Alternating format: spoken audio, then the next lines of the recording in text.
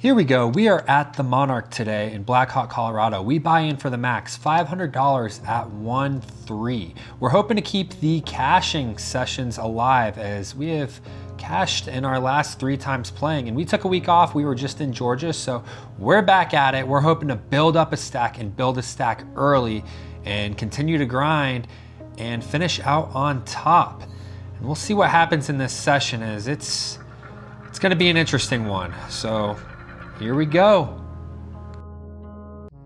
Let's take a seat. First hand we see here on the video is gonna be pocket threes under the gun.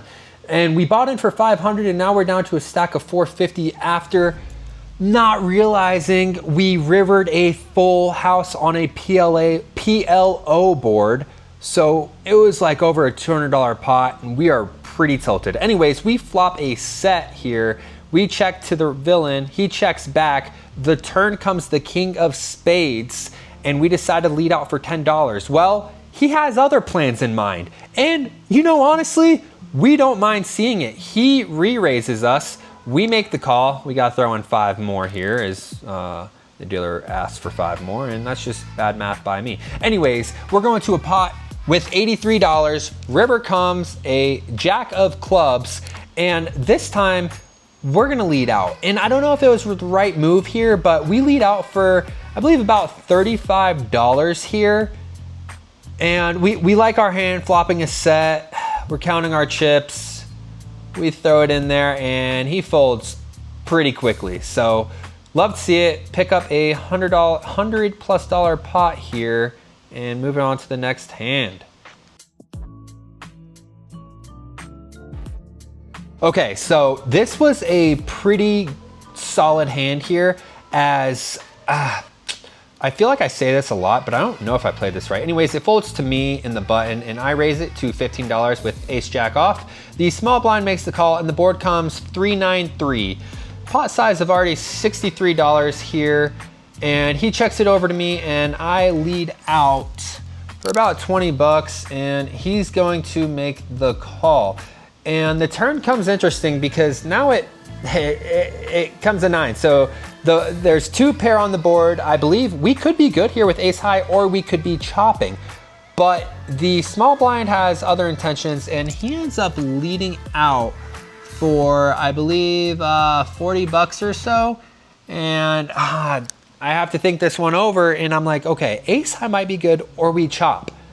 Does he have overpairs here? He didn't 3-bet me as the small, so I don't think he has overpairs here. So, in the end, I decided to make the call. So now we're going to a river, and let's go, big baby! $200+ pot, ace of clubs shows up on the river as we now have the better 2 pair. So, he checks it over to us and we lead out for $75. He makes the quick call and we show him the bad news and he, oh my gosh, he shows us kings. Wow, we got away with that one there. So now we're gonna look down at ace king of hearts and we make the call in the big blind and the board comes pretty gross. You know, I hate to see this board, but it comes jack 7-9, all clubs.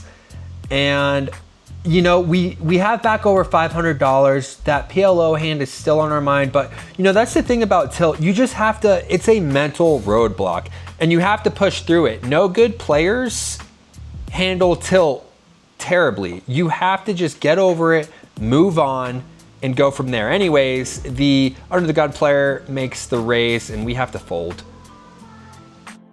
Now we look down at ace jack of clubs and we're in the small blind and it limps around to us and we decide to raise things up to 20.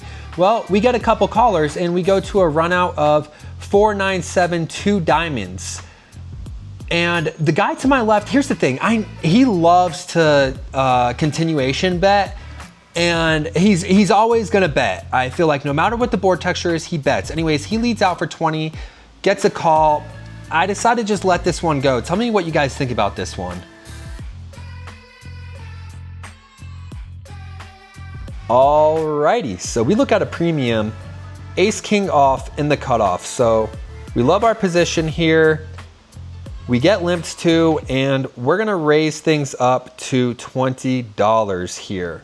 Well, we end up getting 3 callers going to a flop.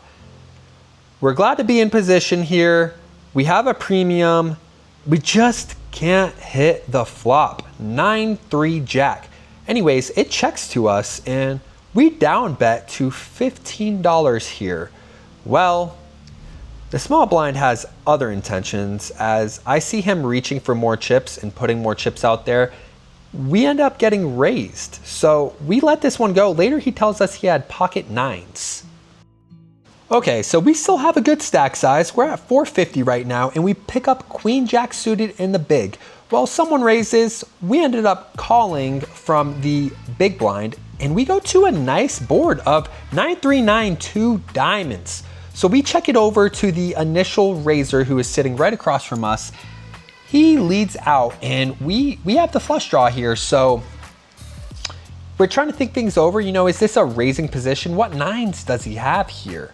So we decide to make the call, and we go to a turn that is not favorable for us once again, as it's the 4 of clubs. So I don't know what I'm thinking here as I'm the big blind. I like to check things over, but I decide to reach for chips, and I bet less than what I think he would have bet, but I wanted to price myself in. Now, could he raise us? Yes. Then we have a decision to make.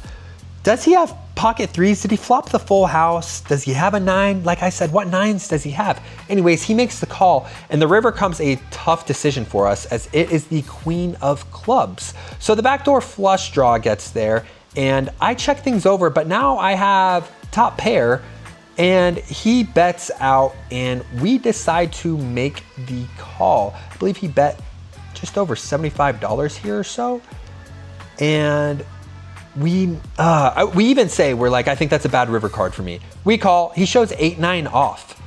Perfect, love it, great. Okay, moving on anyways.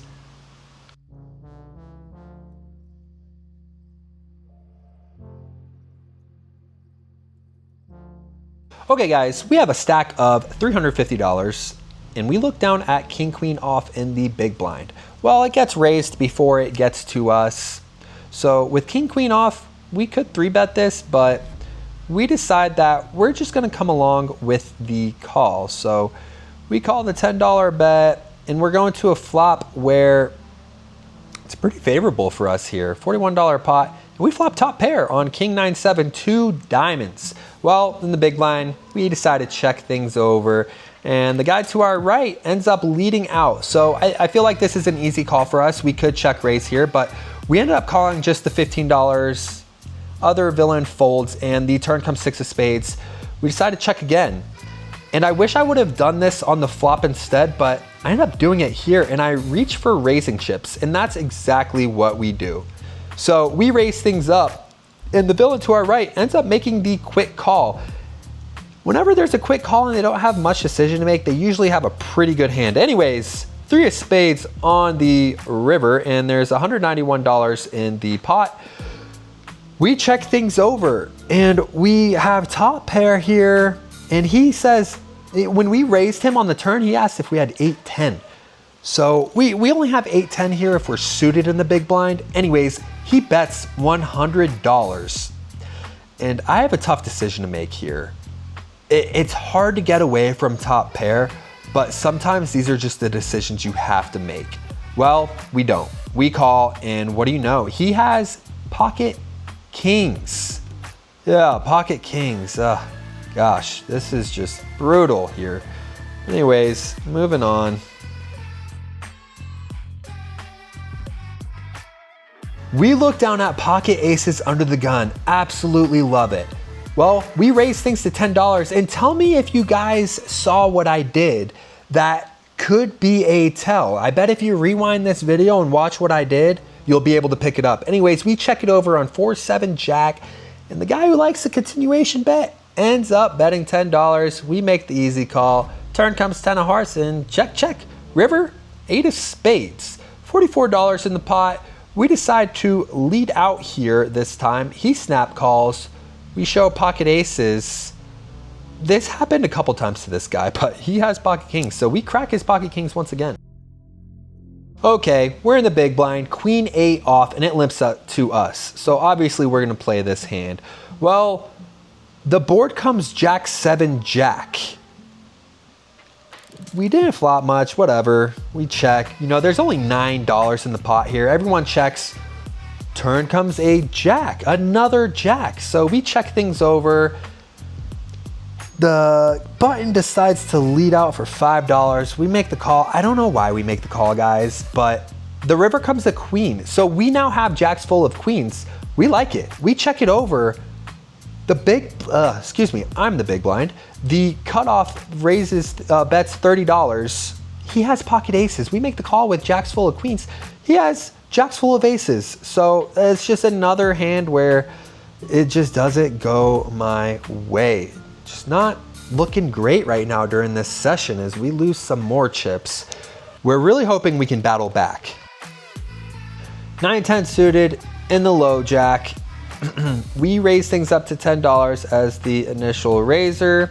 The small blind comes along. This was an interesting hand. I hate what happens here, you know, just some foreshadowing, but pot size $30. We flop top pair on 7-3-9. Small blind checks things over. We bet $10. Player to our left in the hijack ends up folding. We get re-raised to, I believe it was $45. And we have a decision to make here, but we make the call. So now we have a pot size of 121. Beautiful river, fantastic river. We end up turning a 2 pair. So now the small blind leads out. We make the call and we go to a river of 3 of clubs. I don't think this does much for us. I think we're fine. So anyways, it goes check, check, and he turns over kings. And we are good up until the river where we get counterfeited, and he has kings and 3s with a 10, and I just have the 9-10, so pretty brutal there. Anyways, here we go, $75 left in our stack. We're not looking great. We're sitting under the gun, and we have ace king, so we have potential here. We raise things up to $10, get a caller, and the player across from us ends up thinking for a little bit and re-raising. So we like to see it. We only have $65, about $65. So we decided to just jam it all in with ace king. We aren't even gonna go to a flop. We're going to jam. Gets a fold. He throws in the chip to make the call. And we're hoping we're ahead here because a nice double up to a little over 150. Yeah, I believe there's 170-ish in the pot. We end up flopping a king. We're feeling pretty good. We turn our cards over. Nope, he has pocket aces. It happens. It happens. You're gonna run your ace, king, and aces. It happens. So that's in this session, guys. Thank you for watching.